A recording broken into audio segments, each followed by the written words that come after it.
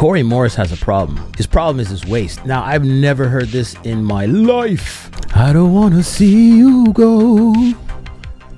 I don't want to see you go. Corey Morris, what's going on? My man shut down his Instagram. Looks like he's gone ghost. He's gone rogue. I could understand that, man. You put in the work, you put in the time, the blood, sweat, and tears only to come in, what, 9th place at Men's Physique Mr. Olympia 2025? It's sad, bro. It's sad. I'm a fan of Corey Morris. You're probably never going to see this video, but if you need time off of social media, some of us want to see you back. We want to see you back on stage. If you need that time off, by all means, take that time off, bro. I know it's not easy, you know, all that pressure. You know, it's interesting. I caught an interview on Alex Toplin's podcast where Dre Ferguson was basically saying that Corey Morris has a problem. His problem is his waist. Now, I've never heard this in my life. The fact that his waist was too small. Like, how is that a liability, really? And I know a lot of guys like to throw around the word cartoon.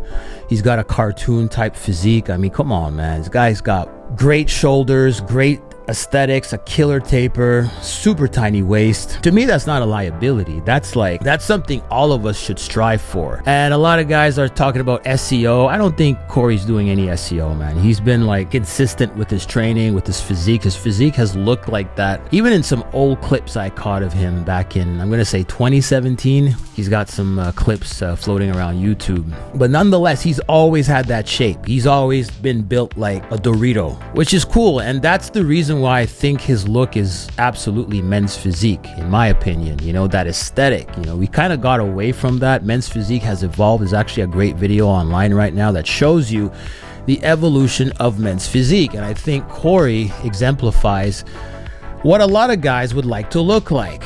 You know, a lot of us don't want to look like the open guys or even the classic guys. This is why I love men's physique. I love the aesthetic. I like the fact that even a smaller, natty version of a men's physique type body, I find it translates well to real life, to dating, to being aesthetically pleasing to the opposite sex, to getting attention, that kind of stuff. So I think Corey Morris exemplifies that structure, his frame, you know.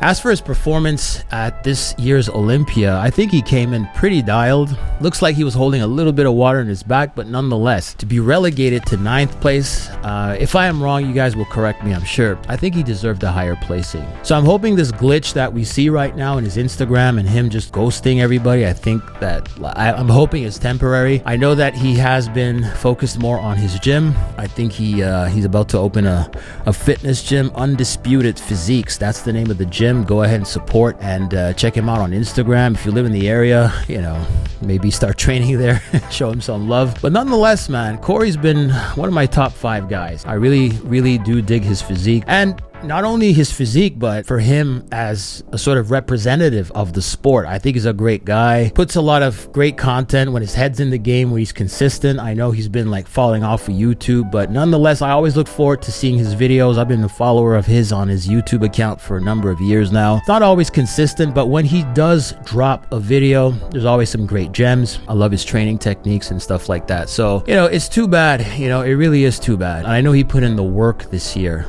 He really did.